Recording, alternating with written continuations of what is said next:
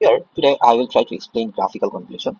As I find out, many of us actually struggle to understand how graphical convolution works and how these types of mathematical problem explicitly do. As many of our textbooks actually didn't do that, they just give equations and they just show the final results. So today I will try to explain how we can do explicitly math and other things as well. So before diving into deep, we first recap some things. We might all familiar with this term. If a system whose response is xt, and input is xt, so to find out yt, we need to convolve xt convolution st, or we may write according to the commutative property st convolve st. So from the convolution theorem, we can also write it in the integration manner, integrate of x tau into st minus tau. So in this equation, we need to observe two things. These two part I have highlighted. Here we see that our independent variable was t before. So we are replacing now independent variable as tau. And one of this function, we are actually doing t minus tau. That means we are reflecting and shifting. And then we are integrating over d tau, right? So here is one question, like which function or which graph we will reflect and shift, right? So as convolution is commutative, so either of these can perform reflection and shifting, right? So this part we'll go through by examples. So for now, we can say that the function which has less critical point, uh, we will shift that one and reflect that one. So how do we do it? We will see through an example. So here is one example. xt and ht, we need to find out the convolution between these two parts. These two parts. So from our formula, we see that we need to first uh, change our independent variable to tau, and we want to reflect and shift either one of this function, right? Okay. So do this, we first find out which function or which graph has more critical point. See, this graph has only two critical point, the point where function value is changing. This graph is three critical point, right? So the graph which has less critical point, we will reflect and shift that.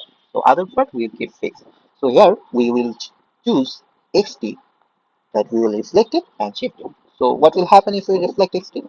So if we reflect xt, here minus 1 point become plus 1, right? So this is the graph we have shown, plus 1. And if we shift it amount of plus t, so this point will be 1 plus t and 0 plus t, right? This is our final graph we will find after shifting t amount.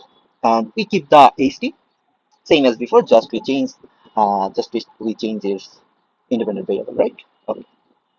So here to find out this convolution, we need to integrate whole time axis, right? We need to integrate minus infinity to positive infinity. But if we want to calculate it, it's nearly impossible, right? So we need to find out the interval, like for which interval, how it behaves. So to find out this interval, we first check where the critical points overlap. So how do you find out like where it's overlap? Look at this graph. Xt minus t. Here is two critical points, 1 plus t and t. And there is minus 1, 0. And so critical point will be overlap when 1 plus t equals to minus 1, 1 plus t equals to 0, and 1 plus t equals to 1. So for each condition, we find out like t equals to minus 2, t equals to minus 1, and t plus 1 equals to 1, t equals to 0. And uh, again, we need to find out like when this t critical point overlap with this point. So we find out that we have some redundant results. T is equals to 0 that we already have, t is equals to minus 1 that we already have, and another one we got t equals to 1. So if we look at our independent axis, this 4 point minus 2, minus 1, 0, and 1 actually this 4 point actually divided our whole independent axis into 5 regions, right? One region t less than minus 2, another region t is greater than minus 2 but less than minus 1, another region t is greater than minus 1 but less than 0, another region we find out 0 to 1, and another region we find t greater than 1. So for each interval of this amount we will shift, right?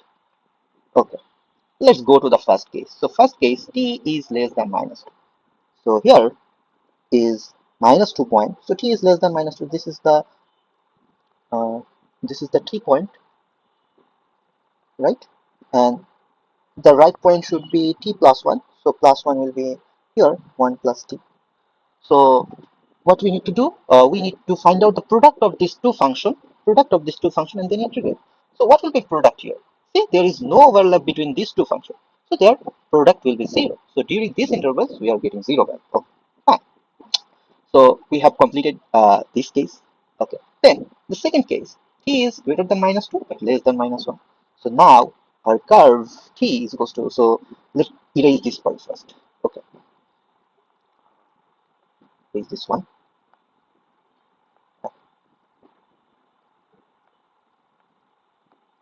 Okay.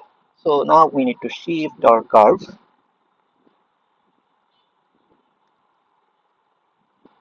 This time our value t will be minus 2, greater than minus 2 but less than minus 1. So we are placing it between minus 2 to 1.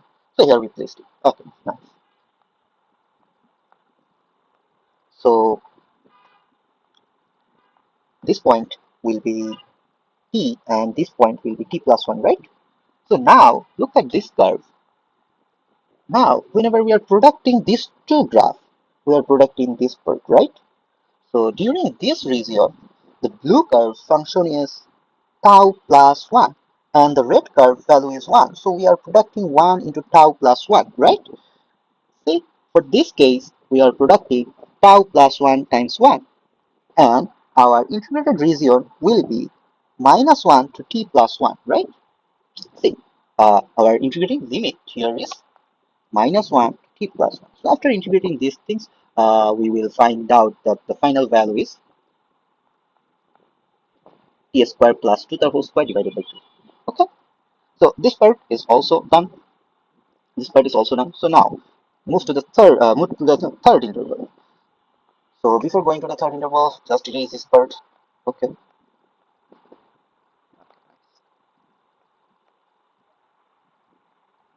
Okay. Now our value will be what?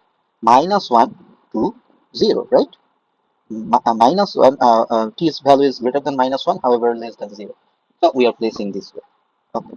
So this point will be t, and this point will be 1 plus 3, right? So now, what is the intersection region here? So we see that their intersection region is this part and this part, right?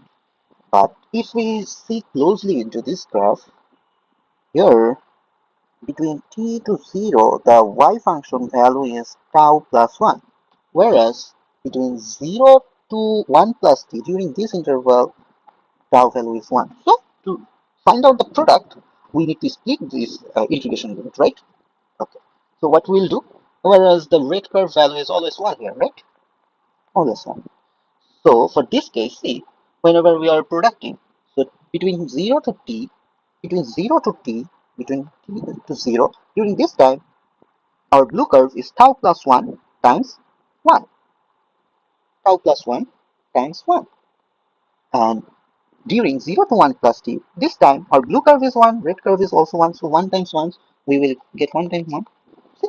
So now we will do integrate. So after integrating these things and simplifying these things, we will finally get this value. See?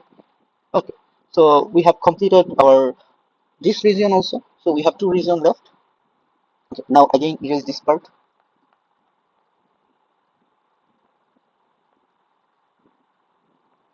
Okay.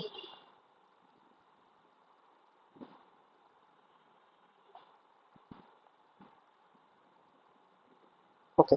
So now what we'll do? Now this condition, t's value will be 0 to 1, right? This condition, our t's value is 0 to 1. So we will move our this x curve here 0 to 1. So okay, so let me erase this part also. So now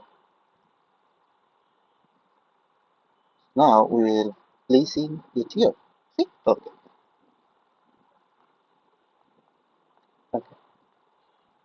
Okay. Now this point will be t and this point will be 1 plus t. So now see what is the overlap region here?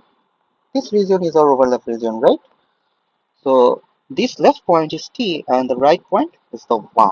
So this time we will see that the blue line value is 1, the red line value is 1. So the product value will be 1 times 1. See?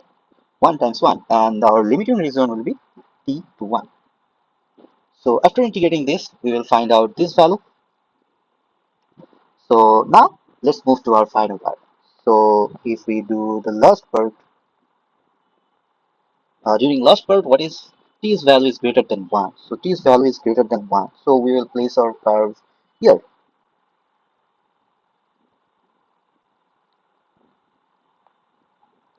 So now notice this thing. Again, is there any overlap region here? Is there any overlap region here? So there is no overlap, so the product term will be 0. So after this, we see that there is no overlap, so we are getting overlap is 0. So this is how we actually shifting our curve from shifting our curve from